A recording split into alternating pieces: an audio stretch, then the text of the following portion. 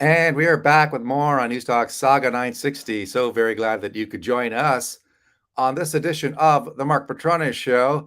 Hey, we're going to get Daniel Levinson back on the show. Daniel is an expert on all things related to movie sets, including the use of props like, firearms, stuff like that. He's also got a company devoted to helping combat scenes develop people involved in combat scenes on film sets. So this is a guy whose expertise we love to tap into when stories come up related to Hollywood. Welcome to the show once again, Daniel. Thank you so much, Mark. It's great to be here. I'm totally flattered because I don't know if I really deserve the title of knowing everything, but I do my best. I try to learn something new every day, Well, about you've got to, what we do. Yeah. if people want to find out more about what you do, all they have to do is check out rapierwit.com. Rapier Wit, that's RAPIER wit, WIT.com. And this is Canada's first school for stage combat. I'm going to bring up this. That's not that's not exactly what I But that's what wanted we're to going to bring talk up. about, But though. we're Yeah. going to.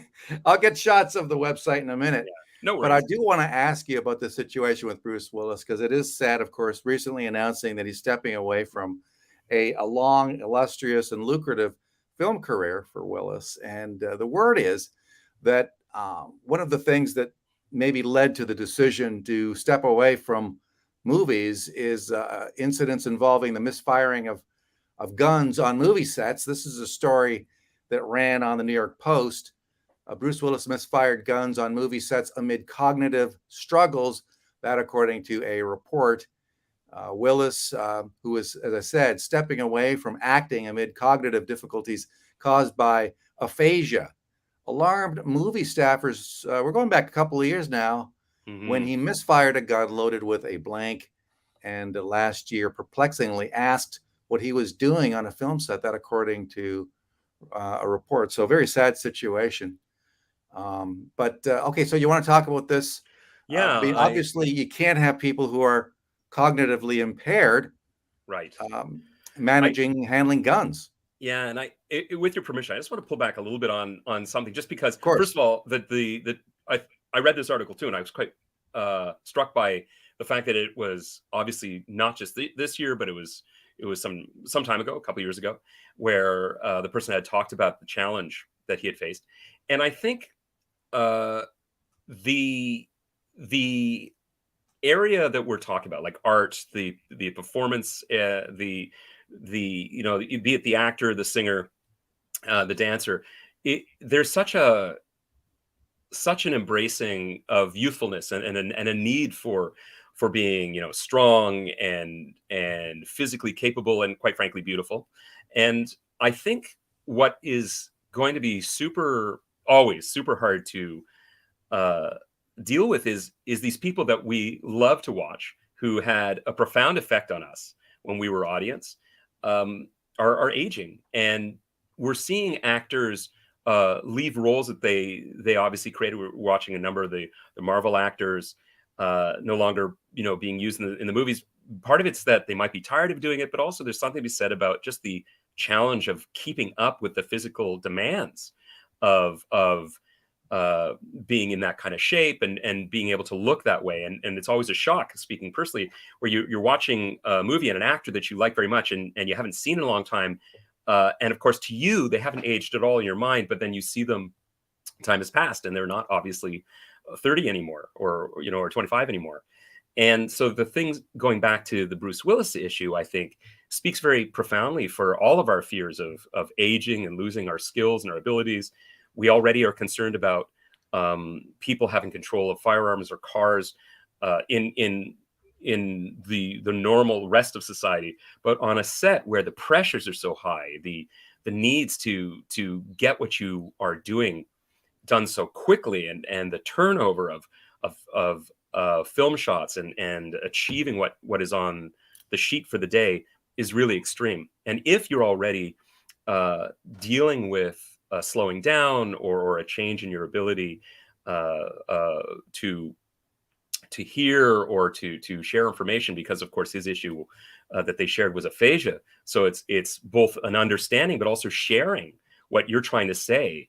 It's it's really traumatizing. And I have to say that I really feel for him. The idea that you're on a set with all these sudden strangers and you don't know where you are, or why you're there, or you unintentionally fire a gun and everyone's looking at you, and you don't, there's no maliciousness, right? We're not talking about something that is being done just to try to save some bucks, or do something that's criminal or anything like that. It just, my heart really goes out to him, I guess is what I'm trying to say. And I think it's the right decision. I know a number of people have had to deal with their aging grandparents or parents, and they have to take away the car keys. This is not a dissimilar thing where they're not safe to themselves and they're not safe to others. And to be honest, again, dealing with film and all the new technologies or the use of stunt doubles, I'm sure that there are performers we are unaware are not doing certain things with guns, let's say, or minor stunts that they have other people doing, or now they can put faces, or they're getting better at putting faces on people. We're entering a time where I think the longevity of a career may go on farther, but the demands on the performer will not change. If anything, it'll be ratcheted up because more will be wanted. Yeah, I mean, all this is happening within the context of what took place with Alec Baldwin on the set of the movie Rust in New Mexico, in which a cinematographer was shot dead. Yeah. I believe the director also sustained wounds. Hmm. And so now that's under investigation. And And so, yeah, and now you have reports that Willis was involved. And one thing that we saw with Willis is he was clearly at the back end of his career. I don't think most of us didn't realize that the situation was as dire as that, but he was also selling a ton of his property, estates, and so forth. I mean, he sold a huge property of his, I believe. I'm trying to remember where it was. I want to say Massachusetts, but maybe not. Anyway, he sold his property at a loss, so he was getting cash together. His business was winding down, so he was selling property, and he was making a whole bunch of movies. a ton, So a ton of yeah, movies. so right Yeah. at the end, I mean, a lot of these movies, I mean, I don't mean to be mean here, but they were crap. I mean, so Bruce was accepting all these movies that he might have not done, 20 years ago or whatever, even 10 years ago. But now it's like, yeah, sure, I'll do it, no problem. He would lend himself to these projects that were, eh. I mean, he Mhm. hasn't done any masterpieces lately yet. There hasn't been any, huge blockbuster Bruce Willis movies lately. I'm thinking like Die Hard, or, even Sure. all these other movies, The Sixth Sense, movies Yeah. that we know Willis had made a lot of money off, and made a lot of money for the movies. But they were lesser known movies, smaller budget movies, and so he did this obviously because he knew, well, I'm not going to be doing this a whole lot longer, so I'm doing as many of these projects as I possibly can.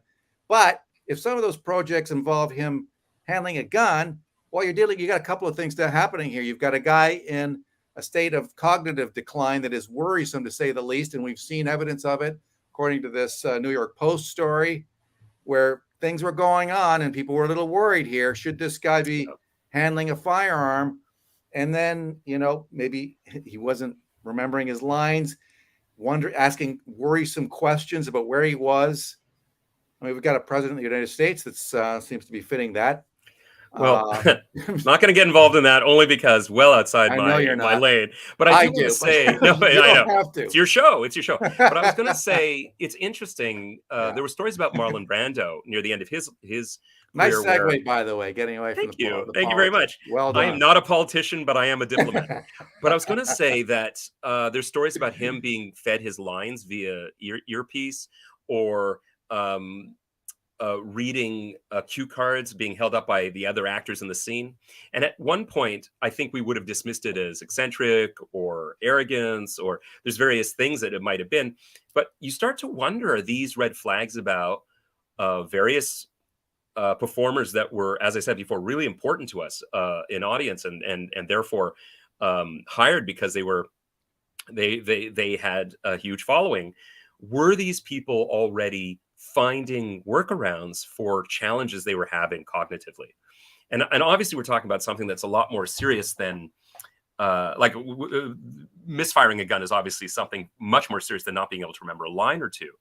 But I think it comes back that this might have been happening for other actors longer than we're aware of, and it just makes for interesting stories without the larger idea that as I said, there's lots of people that are aging and they want to retain their career. They still feel they have something to say, but you're right about the dangers specifically about firearms, and I think this is where we're going to have to do two things simultaneously. One, I think we're going to have to allow people to come forward and be more clear about what they can and can't do and what they're comfortable doing, and not cut them out, because we, as I said, we have ways of getting it to work without having the actual actor have the hand on the gun. But the other thing is going to them and making sure that they're healthy and in the place we need them to be to do this work. Because we also have actors who sadly we've lost when they were young because of suicide or drug overdose. And the question was, what caused that event?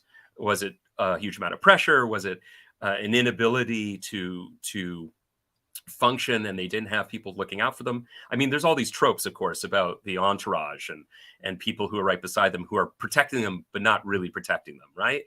And No. and I think that in a very real way, this release of information, if a bit late because of the mishaps that happened before, especially the second one after the first one, but it must have been incredibly challenging and hard for Bruce Willis to come forward and say this, as well as his people, right? And everyone's obviously managing image and things like that. I guess it's nice I'm not hugely famous and I don't have to worry about that as much, right? Well, it You know? reminds me that maybe some of the stuff that we hear about the ad-libbing that goes on during these the shootings of some of these movies isn't just really about the actor forgetting his or her lines. And so throwing whatever in there seems right, and people say, "Hey, that was brilliant. Let's Well, keep it and in." What a fantastic bit of improv. of But course, I mean, again, and yeah, yeah, there's lots of stories of, let's just call them like lucky accidents where someone's messing around or goofing and it ends up in the movie. yeah. And I Well, and well, I there is, to that point. I mean, I'm reminding of Dustin Hoffman mm, during Midnight Cowboy, where that right. famous line, where he's tapping on the car, banging, "I'm walking here," that was completely ad lib, and Well, that's because one the of the. car wasn't supposed to be there. It just pulled into a closed But set. I'm also Yeah, reminded of what happened during Apocalypse Now, where you had really an obese Marlon Brando, yeah. not remembering his lines, just throwing stuff out there. I mean, in retrospect, you watch, it's a mesmerizing performance, but you kind of, I don't know, if you're the director, I guess you just kind of let it happen and hope that you get something good. And fortunately, in Francis Coppola's case, he did get it good. But then when you're also dealing with big stars that you want these Yeah, guys in your movie, because of course that could spell the difference between having a hit and having a complete flop. So you don't want to totally. upset a guy like, say, Bruce Willis, who's agreed to do your movie. He's your marquee name, but that he's suffering this cognitive decline. He's got to handle firearms. He's maybe forgetting lines, doesn't know where he is. I mean, I don't mean to be mean, but No, then understood. Yeah, it's like, how far do you let it go? You know what I'm right. saying? And then the movie, you've got a strict budget, you got a strict timeline. Yeah. You know what I'm saying?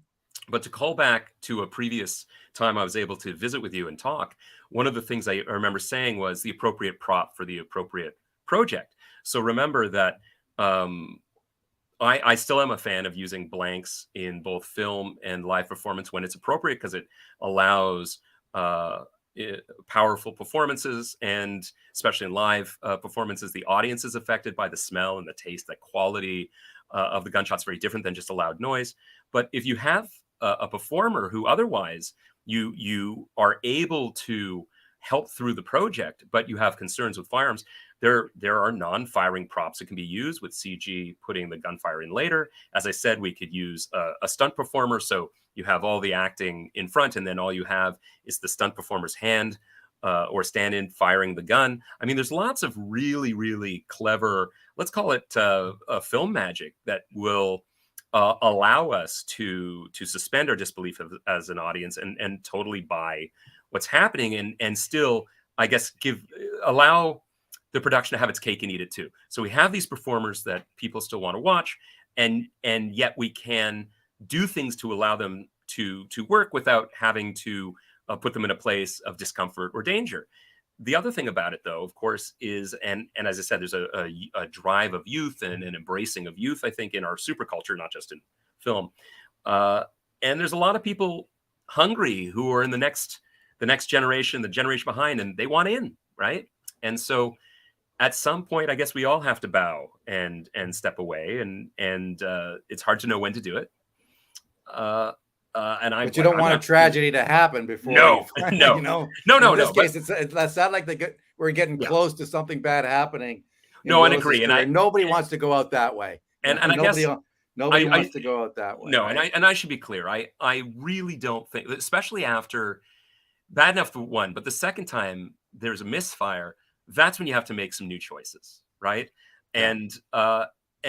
And I think I was clear when we talked before that I'm not haphazard about the use of firearms. I don't think it in any way is it a game, and I'm very clear about all of the different steps we take for safety and its use.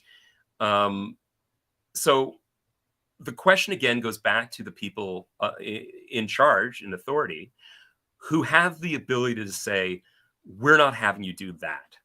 Right. So, for instance, there's no way they're going to have Bruce Willis, regardless of how sharp he is, run across a road and dive into a ditch. No, that's just not going to happen, right? Well, that's what stunt doubles are like. Right. Okay, so I'm just going to tell folks who you are again. Daniel Levinson joining us on Saga 960. Always appreciate having Daniel. Daniel's an expert on all things related to film sets, and particularly when it comes to combat, the handling of stunt firearms. And so when the story about Bruce Willis came out, right away, it tended to get people thinking about what took place with Alec Baldwin. Hollywood has reached the point of making jokes about it now. But Amy Schumer says that she wasn't allowed to tell that joke about Alec Baldwin shooting. I mean, how do you tell a joke about that? I don't know. It might be a little. Anyway, she wasn't allowed to tell that joke. Amy Schumer performed a stand-up comedy set at Las Vegas's Mirage Theater. This was on April the 2nd, where she continued to discuss Will Smith slapping Chris Rock at the 94th Academy Awards. I guess I could ask you about that being in the film business. Schumer co-hosted the ceremony alongside Wanda Sykes and Regina Hall. The comedian wrote on social media following the Oscars, she was still triggered and traumatized by Smith's slap. Schumer referred to Smith as Ali during her April the 2nd comedy set. I was kind of feeling myself, and then all of a sudden Ali was making his way up, Schumer said via The Hollywood Reporter, and it was just a effing bummer. All I can say is it's really sad. But I don't know, a little early to be making jokes about an incident in which a cinematographer was shot dead. I don't know. What do you think, Daniel? Let's be honest, that stand-up comedians have gallows humor in their routines, right? And there's lots of jokes I can think of that are told to blunt trauma, right? To as a way of fighting back and showing we're still here. I can think of lots of jokes that, well, I won't share here because hey, listen, I'm big on Al Gallo. I love gallows humor. I'm guilty of it myself, believe me. But it's interesting. If I may take a tiny segue, the Amy Schumer thing that is super interesting is my wife and I liked her show and watched it a lot. And one of the sketches I remember that really stuck with me was her last effing day. She used the F word, but anyway. And the idea being that these really excellent women who were stars were celebrating the end of them being effable, according to Hollywood, and therefore they were now free. But it had sort of this sense of like going off on an ice floe or a Viking-esque, the end of their careers and lives. And then of course the big joke being that there's no last effing day for male stars. And they all laugh at her for being naive. But this idea sort of rings true because of the other things we were talking about, where this expectation of people being able to maintain these bodies and these abilities is impossible.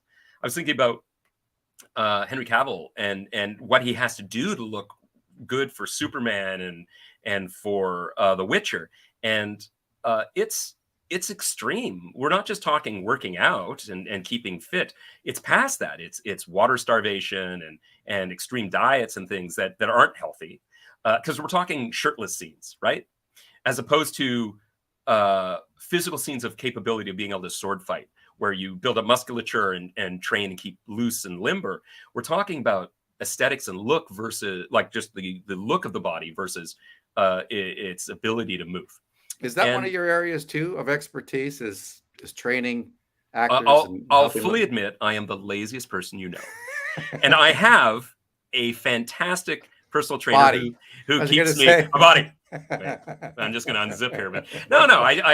So I do I say how old I am? No, but I'm not again a child, and I have lots of peers who are much better athletes than I, and younger peers who put me to shame in movement.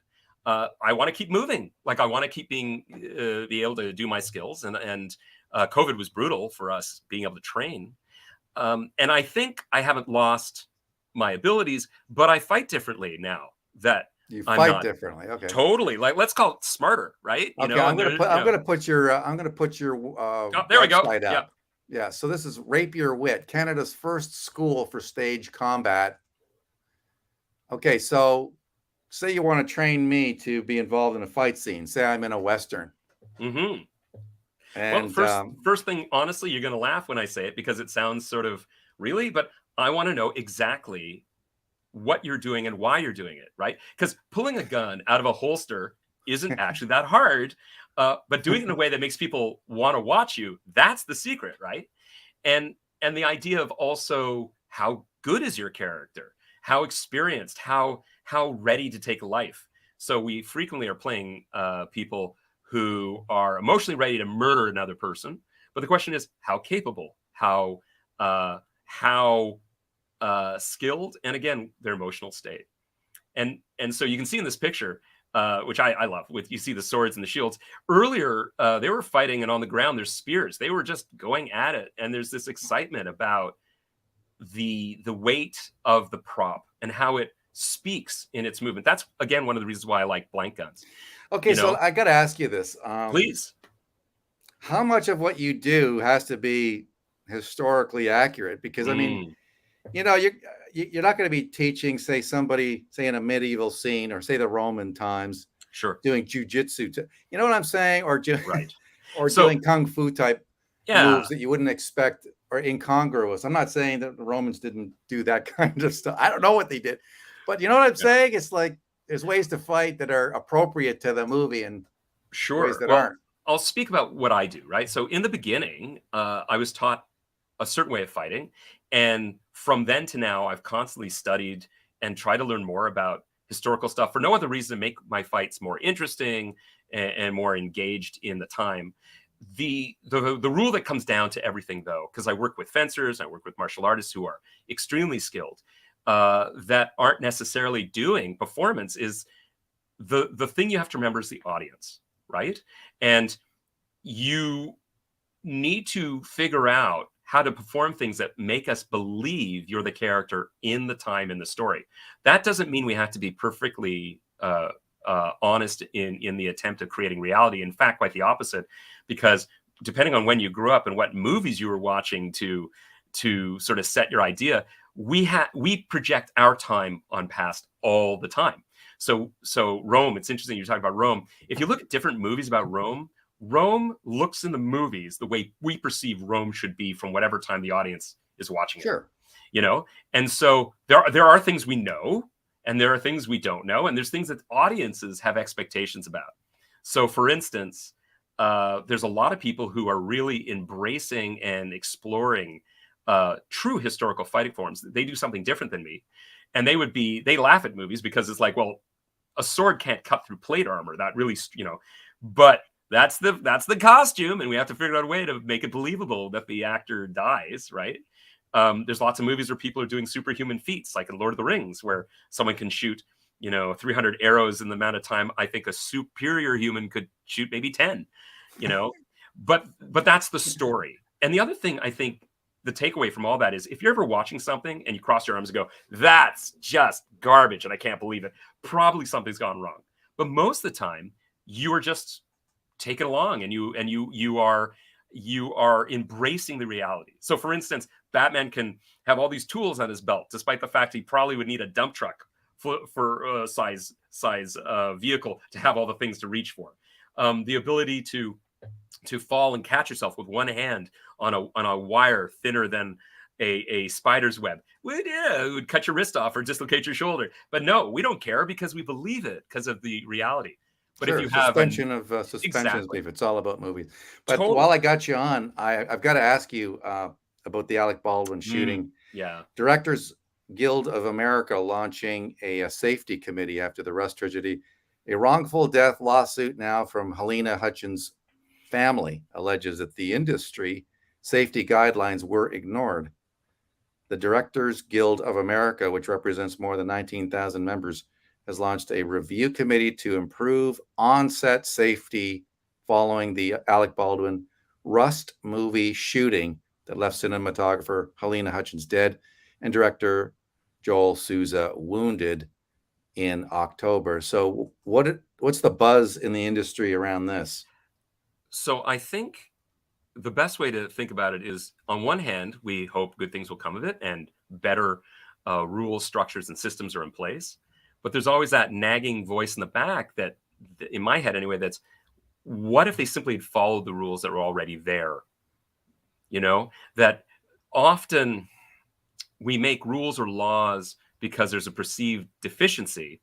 And how many times you've heard someone say, we don't need this law because we already have these laws on the books, as an example, right? And from my peers in the United States and the people I trust and I work with, and my peers in Canada or the UK for that matter, no one I know that works in a way that I would want to work would have had this event occur, because they already had robust, intelligent systems in place to preclude danger and remove the risk to a place of reasonable risk. Because the first thing I have to say is, stunt people get hurt all the time because what they're doing is really, really dangerous.